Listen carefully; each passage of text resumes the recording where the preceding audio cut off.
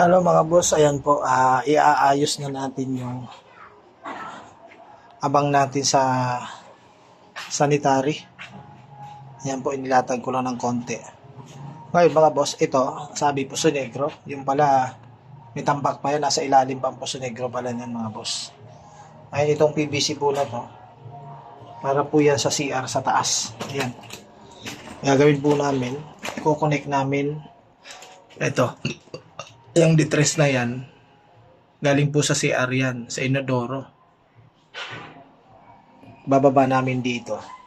Kukunik po dyan. Kasi po, kung napapansin nyo po, ito CR to dati. Kaya lang, tingnan nyo kung tama. Siguro nakulangan sa ano. Kaya ganyan nakaharang po dito sa CR.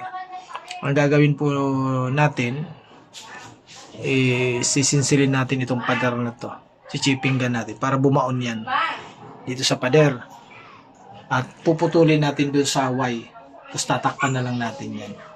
Ngayon mga boss, ito nagiging problema. Ano po, kapag ka po nagkabit kayo, yung iba, ano po, tatandaan po natin, di ba po sa dumiyan papuntang Puso Negro yan. Ito po yung mali mga boss. Ito kasi yan, kapag nag-connect po kayo ng yan didos na yan, para po yan sa liguan, sa floor drain. Okay yan, may P-trap.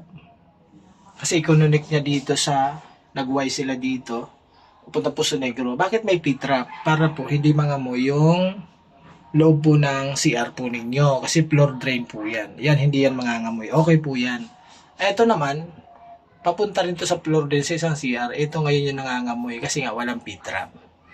Ano po? Kaya dapat mga boss, pag gumagawa po tayo, kung nakakonect po yung floor drain nyo, yung tubig nyo sa paliguan, nakakonect doon sa Puso Negro, dapat lalagyan nyo po ng P-trap. Yan, lagyan nyo ng P-trap dyan. Gagayan nito. Ano po? Kasi, pag hindi nyo nilagyan, yung singaw po, yung amoy po ng Puso Negro, pupunta doon sa CR nyo, laging mabaho, malangsa.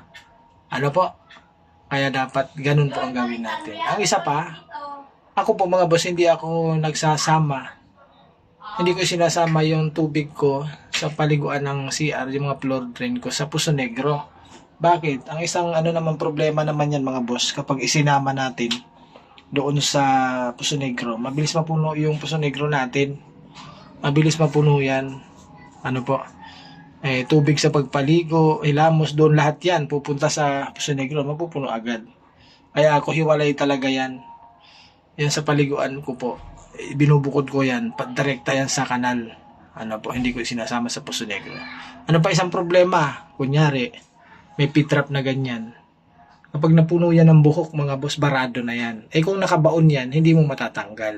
Kaya ang gagawin po nyo, kaya kagandahan po ng walang P-trap sa floor drain, direkta sa kanal, wala naman pong amoy yun. Walang magbabara sa ganyan, sa P-trap. Nagbabara po kasi yan mga boss. Ito po, kung napapansin nyo, ito. Yan. Meron po yung floor drain dyan. Barado na po yan. Kasi ang P-trap niya, nakabaon sa lupa eh. Kahit anong gawin sundot nila, hindi na yan nakukuha sa sundot. Kasi barado na lang kung ano-ano yan. Kaya, buti na lang, babaguhin na namin yan, doon na namin ilalagay. Ayan, kasi sinemento ko na nga eh. Kasi kanina, nilagyan namin tubig, ayaw nang tumagas.